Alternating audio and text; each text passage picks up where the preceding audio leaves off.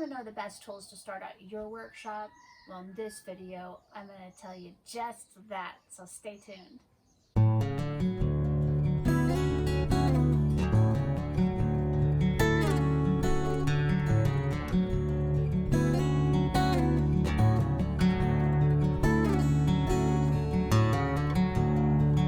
Hi guys, thanks for joining me from my patio in Hawaii.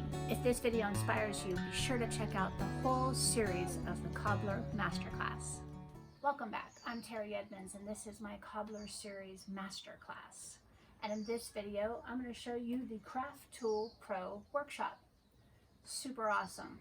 It's very affordable. It's offered by Tandy Leather. And it includes everything that you need to do the basic leather crafting skills. And so I'm just going to go over it with you. If you order this through Tandy Leather on their website, tandyleather.com, you get everything including the wood. You can also choose to include the hand tool organizer, which I definitely recommend. It has lots of space, and even though I'm a professional, I haven't filled all of the spaces with tools. But these are the ones I use most often, and they came with it. So first things first, you get a rawhide mallet. This is great for using your hand tools, hole punching, doing stamping, letter stamps and things. You also get a hand sewing awl. This is really nice. This is a new one. I have my old one in here, but this is great for doing hand sewing. I do a lot of this when I'm repairing the stitching on the side of men's shoes. And then also we have an edge beveler, which is quite nice. That smooths off the edges, especially when I do things like crafting belts. And a couple more hand sewing awls, or this is my one. This is what it looks like when you put your own needle in it. You twist this off. You can do interchangeable needles in it, so that's great. This is really nice. This actually makes marks when you're doing your, this makes stitch marks, so in an even way, so that, let's say if I'm doing a belt, I can run a line across the belt, and it shows me exactly where I'm going to put my holes to run my threads through. This is a strap cutter, which is really nice. It has a razor in here, and you put your strap material through there, and you pull it, and it cuts a really nice even line. So that's handy, although for doing my straps, I actually use the rotary cutter, which I also got from Tandy, with the Tandy replaceable rotary blades on it. And I also have this cutting mat, which is really nice. It saves my table, but it gives me plenty of space to lay out the leather and cut a nice straight line. I used to use a razor blade, but then you're stopping and starting. This is much handier, and it saves your wrists. So this is great. This craft tool workshop also comes with a beveler. This is a skiving knife, which is really nice. I use this quite a lot, especially when I do patching. And I bought the pack of backup razor blades because you do go through them kind of quickly. So this is really handy. And then the workshop also comes with a rubber hole punching pad, a marble cutting pad, and also another rubber one, which is great. I use them all regularly. And then there's another, it comes with this another skiving knife. This is pretty nice. It holds a different blade in here. And I use this on bigger projects. So if I'm trying to skive, I'll use this one. But I like the manipulability of this little knife. It's handy for me. And then I use my marble pad to go with that. Also, this is really, it may not seem like much, but having this flexible stainless steel ruler is really handy. It's got a little bit of cork on the back so it doesn't slide when you move it, and it's just clean and nice to use. So I use this a lot. And of course, my good old steady razor knife. I use this for a bunch of my shoe repair. I like it when they have quick replacements for them. I keep mine in this little box, and I buy a little pack of replacement blades so that they're easy to switch in and out. I use them all the time. This also comes with a beveling tool. This is really nice to smooth out the edges, like on this edge of a belt. And you'll see this used in my belt video. And then of course, a lovely hole punch. These are my favorite of the Tandy hole punches. They have a variety of sizes here. And so this is super. I use this one a lot, especially when I'm doing stitch holes on maybe, let's say, the moccasin pattern, where I want a small hole but precise, so I'll use that. And then of course, this is fantastic, marking our spots evenly from section to section. I know that I've got a good accurate distance. And then of course, you know, they give you backup rotary marks for your punch here. It also comes with some backup razor blades for both of the skiving, the razor knife and the skiving blade. And one of my favorite parts is it also comes with a set of hole punches. I use the hole punches all the time, whether it be adding a hole to a belt for a customer or pre-punching for my moccasins. I can use this for those projects. If I'm doing a whole lot of holes, sometimes it's easier to use the hole punch instead of the rotary hole punch, because this one can get a little tiring on your wrists. So speaking of that, let's say I want to do more hole punching and doing some stitching. There's an option of using this kind of a hole punch, which has it gets four done at once at consistent spots. Or you can do, this is for lacing, which is really nice, and it punches all four holes. It also comes in other variety, like you can do a diamond head hole punch or just the single hole punch. I've used both of these. If I get into a spot where I want to do some hand stitching and I want to either do lots, I'll use this. Like I've done a really thick belt pad and it was pretty thick and I wanted to do some lacing, so I use this. And then getting around the corners, I use the small one. Also for hole punching, which is really great, this is like a belt punch. So if I'm going to put in the tongue of the belt, this is where this goes, and I'll be demonstrating that in the belt video. Those kinds of punches come in different sizes, which is really great. I use this when I'm making sandals. I did a tip on making sandals video, and this is what I use to put the straps into the side. So those are handy.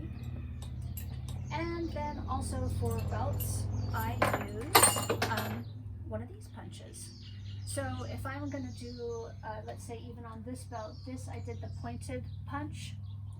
I use the pointed punch. One of the things is when I've tried to do these by hand, it's just hard to get that angle quite right. So this makes it super easy.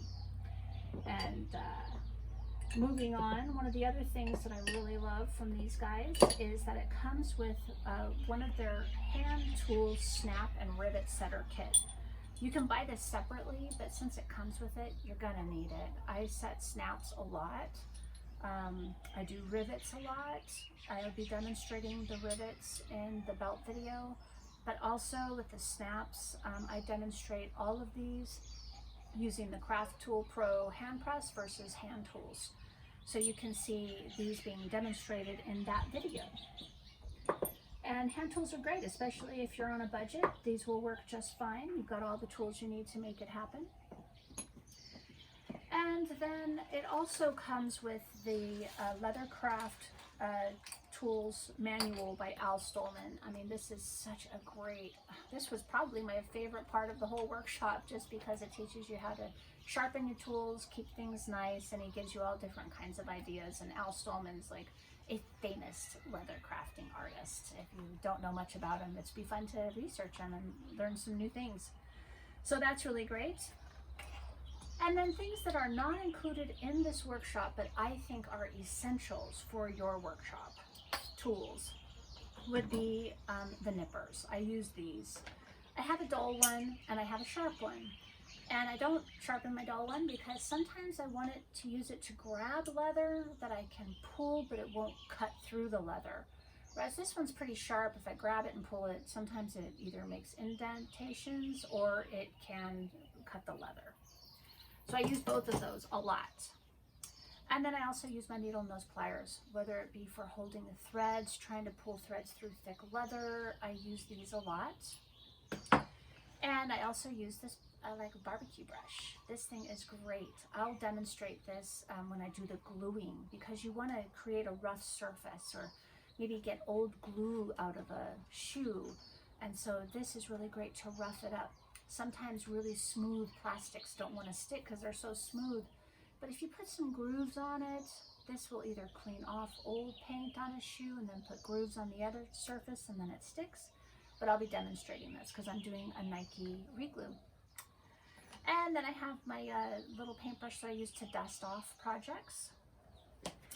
I use my heat gun pretty regularly, especially when I do shoe stretching. So it can be used to either carefully heat a glue to get the glue to come apart, or you can use it to glue shoes. And I demonstrate this in my most popular video, How to Glue Shoes. The other thing that I'll be using at home in these demonstrations is going to be my Dremel. Usually when I'm at my workshop in the store, I use my sanding wheel and I take that and get into grooves on shoes and just it's faster. But the Dremel is actually really handy for doing parts of the shoe that are hard to get to. You get more control over it, and once you get used to working with it, it's pretty handy. And I'm going to be using this at home because I want to demonstrate that you can do all of these projects from home yourself. So I also got the full Dremel kit, which is nice because it has different sizes, and once you start working with different types of shoes, you'll understand why it's nice to have a little more precise tool to get into small areas. All right, and then of course I also, like I said, I use my razor knife a lot.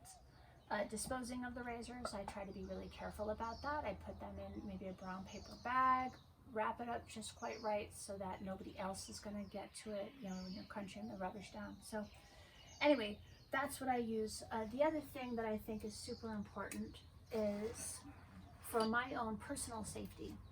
I use my respirator, especially when I'm working with glues, because I'm indoors. I always recommend, if you're doing gluing at home, to be in a well-ventilated area. So I use my respirator if I'm working with the leather dyes or with gluing. If I happen to be sanding, like the Dremel kicks up a lot of dust, I like to use my dust mask, which is nice, right? Save your lungs. And then I also have two different sets of gloves, 3 actually. I use the latex gloves when I'm dyeing so that the dye doesn't soak through my skin. And then I use my black gloves just when I'm doing general work. And then I use my heavy duty gloves when I'm using my sanding wheel. And at some point, I'm going to present the Tandy sanding machine to you because it is something that can be purchased by you for your own home. You don't have to have the big machine that I have. So there we have it. All of those things, and they're all listed in the description below. Remember, you can buy these on my Amazon shopping cart as well, or visit tandyleather.com. Another essential for your workshop that I think everybody should have is a collection of resource materials. So one of them that I've gotten that I love, all of these I've gotten from Tandy except for this last one. This is coloring with the EcoFlow paints. I have a collection of the Tandy EcoFlow paints, and this was also written by Al Stolman. He's just an amazing leather crafter, and they give you all kinds of tips and tricks on how to use your paints. I also have Al Stolman's leathercraft tools. This describes almost all of the tools available, how to keep them sharp, and how to maintain your investment. I also have from Tandy the leathercraft procedures and projects. You know, I mean, YouTube has all kinds of great stuff to access, but it's nice to have a book that you can put out on the table and reference it, especially if you really want to take your skills to the next level. I also got Al Stolman's book, The Art of Hand Sewing Leather. Pretty awesome. this is really valuable, especially if you work with any kind of equestrian gear. If you're using saddles or helping people with bridles, there's a lot of hand sewing that goes on because the leather's so thick. I'm going to be demonstrating that in this equestrian video that I do, because one of the gussets is so thick I have to actually hand sew it. So I'll use the hand tool and then I'll be hand sewing. So another great valuable tool.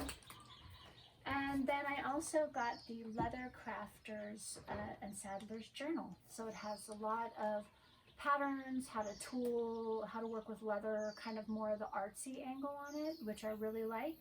So very good to have. And then one of my favorite that has really gotten me out of a lot of jams is how to tie knots. You know, when you're using waxed sinew, and let's say for me, I do people's shoes, so I'll be demonstrating that in the sewing video. I have a men's shoe where it's a moccasin style but fancy, and it has two pieces of material that are sewn together. Well, at the edges, the client's either got a wide foot or has just worn off the threading, and so it's come unraveled.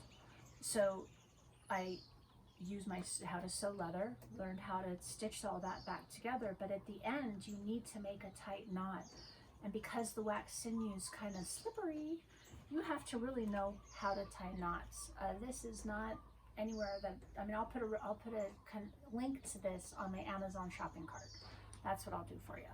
But this is a really super book, and it comes with a sample on actually how to practice what they're telling you to do.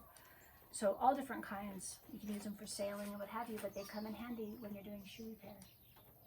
So definitely get a nice library collection for yourself. There are a lot of resources that YouTube can't offer, but I do love YouTube. Thanks for subscribing to my YouTube channel and sharing this video.